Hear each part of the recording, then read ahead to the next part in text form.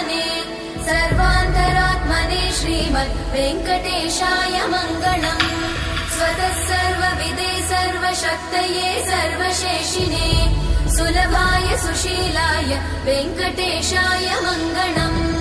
परस्मै ब्रह्मणे पूर्णकामाय परमात्मने प्रयुञ्जे परतत्त्वाय वेङ्कटेशाय मङ्गलम्। आकालतत्त्वमशान्तमात्मनामनुपश्यताम् अतृप्त्यमृतरूपाय वेङ्कटेशाय मङ्गलम्। प्रायस्वचरणौ पुंसां शरण्यत्वेन पाणिना कृपया दिशते श्रीमद् वेङ्कटेशाय मङ्गलम्। दयामृततरङ्गिण्यास्तरङ्गैरिव शीतलै अपाङ्गै सिञ्चते विश्वं वेङ्कटेशाय मङ्गलम्। स्रग्भूषाम्बर